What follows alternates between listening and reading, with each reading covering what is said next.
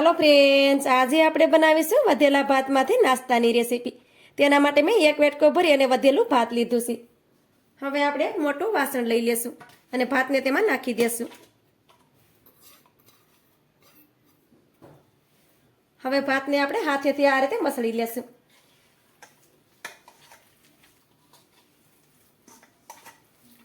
તો આ રીતે તમે જોઈ શકો છો કે ભાતને મેં સરસ રીતે મસળી લીધું છે। હવે તેમાં આપણે અડધો વેટકો ભરી અને શેણાનો લોટ નાખી દેશું। 2 ચમચી ભરી આપણે ચોખાનો લોટ નાખી દેશું। થોડાક આપણે લીલા ધાણા નાખી દેશું। નાનું કટ કરેલું ટામેટું નાખી દેશું। નાની કટ કરેલી આપણે ડુંગળી નાખી દેશું। હવે તેમાં આપણે થોડોક ચાટ મસાલો નાખી દેશું। તમારી પાસે ચાટ મસાલો ન હોય તો તમે લીંબુનો રસ પણ નાખી શકો। તેનાથી નાસ્તો છે તે ખાવામાં ટેસ્ટી લાગશે। થોડુંક આપણે લાલ મરચું પાવડર નાખી દઈએ। થોડીક આપણે તેમાં હળદર નાખી દેશું। સ્વાદ પ્રમાણે આપણે મીઠું નાખી દેશું। અડધી ચમચી ભરી આપણે તેમાં ધાણા જીરું પાવડર નાખી દઈએ। અડધી ચમચી આપણે આદુ અને લસણની પેસ્ટ નાખી દઈએ। થોડાક આપણે લીલા મરચાંના ટુકડા નાખી દઈએ। હવે આપણે બધી વસ્તુને સારી રીતે મિક્સ કરી દેશું। તો પહેલા તો આ રીતે બધી વસ્તુને આપણે મિક્સ કરવાની।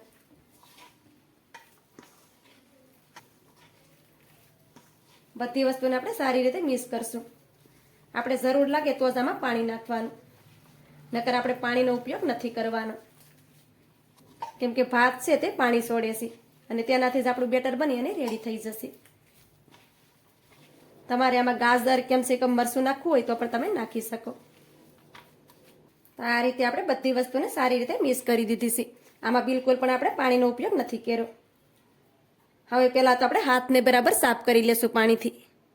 હવે આપણે આ નાસ્તાને સ્ટીમ કરવાનો છે। તેના માટે મેં આ રીતે જાળી લઈ લીધી છે, જેને આપણે ભાટ્યું પણ કહેતા હોય છે।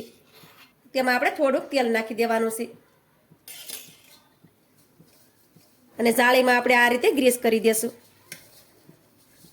જેથી કરીએ નાસ્તો છે તે તળિયે ચોટે નહીં। તો આ રીતે આપણે જાળીમાં તેલથી ગ્રીસ કરી દીધું છે। હવે તેને સાઈડ પર રાખી દઈએ। હવે આપણે આ રીતે થોડું થોડું બેટર છે તેને હાથમાં લેતા જશું અને તેમાંથી આ રીતે આપણે ગોળા વાળી લેશું। તો આ રીતે આપણે ગોળ ગોળ તેમાંથી બોલ્સ બનાવી લેશું, તમે જોઈ શકો છો। હવે તેને આ રીતે જાળીમાં રાખતા જઈએ। તો આ રીતે આપણે નાના બોલ્સ બનાવીશું, જેથી તેને સ્ટીમ થતાં પણ વાર નહીં લાગે અને નાસ્તો ખાવામાં પણ એકદમ ટેસ્ટી લાગશે। આ રીતે મેં 2 બોલ્સ બનાવી અને રેડી કરી લીધા છે। હવે આપણે આ જ રીતે બધા બોલ્સ બનાવી અને રેડી કરી લેશું। આ રીતે આપણે બધા બોલ્સ બનાવી અને રેડી કરી લીધા છે। હવે આ નાસ્તાને આપણે સ્ટીમ કરવાનો છે। તેના માટે આપણે પાણી પણ ગરમ કરવા માટે રાખી દીધું છે।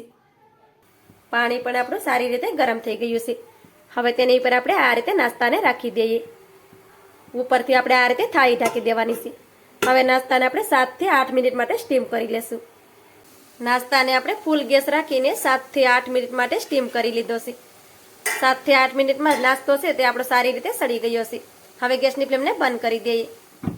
હવે આપણે નાસ્તામાં વઘાર કરવાનો છે। તેના માટે આપણે કઢાઈ લીધી છે।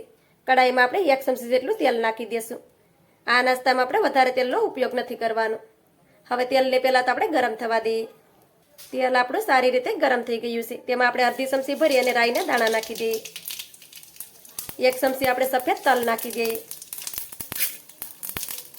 થોડાક આપણે મીઠા લીમડાના પાન નાખી દઈએ અને સારી રીતે આપણે તેને સાતળી લઈએ। તો બધી વસ્તુ આપણે સારી રીતે સતળાઈ ગઈ છે। હવે તેમાં આપણે અડધી ચમચી ભરી અને પાવભાજી મસાલો નાખી દેશું। અડધી ચમચી આપણે લાલ મરચુંનો પાવડર નાખી દેશું।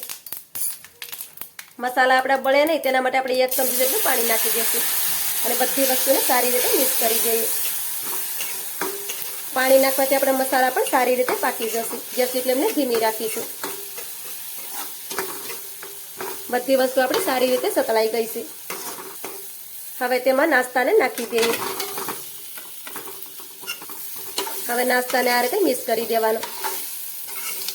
નાસ્તો ઠંડો થઈ જશે તો તે જાળીમાં બિલકુલ પણ છોડશે નહીં અને આસાનીથી નીકળી પણ જશે। આ રીતે બધા નાસ્તાની ઉપર આપણો મસાલો છે તે સારી રીતે કોટ થઈ ગયો છે, તમે જોઈ શકો છો। હવે તેમાં આપણે 1 ચમચી ભરી અને ટમેટો સોસ નાખી દઈએ. તેને પણ આપણે નાસ્તાની સાથે સારી રીતે મિક્સ કરી દઈએ. તેનાથી નાસ્તો છે તે એકદમ ટેસ્ટી લાગશે અને બાળકોને ખૂબ જ પસંદ આવશે. તો બધી વસ્તુને આપણે સારી રીતે મિક્સ કરી દીધી છે. તો આપણો નાસ્તો બની અને રેડી થઈ ગયો છે. હવે આપણે ઉપરથી લીલા ધાણા નાખી દઈશું. ધાણાને પણ આપણે નાસ્તાની સાથે સારી રીતે મિક્સ કરી દઈશું. હવે આ નાસ્તાને આપણે સર્વ કરી લેશું. નાસ્તાને આપણે એક ડીશમાં કાઢી લેશું. તો આ રીતે આપણો વધેલા ભાતનો નાસ્તો બની અને રેડી થઈ ગયો છે. નાસ્તાને તમે જોઈ શકો છો કે જોતા જ મોઢામાં પાણી આવી જાય તેવો આપણો નાસ્તો બન્યો છે. આ નાસ્તો છે તે ખાવામાં ખૂબ જ ટેસ્ટી લાગે છે, સાથે સાથે હેલ્ધી પણ છે. તો આ રીતે નાસ્તો તમે પણ એકવાર ચોક્કસથી બનાવજો. તો મારી આજની રેસીપી તમને સારી લાગી હોય તો લાઇક, શેર, સબસ્ક્રાઈબ કરવાનું ભૂલતા નહીં. તો મળીશું એક નવી રેસીપીની સાથે. ત્યાં સુધી બધાને જય માતાજી.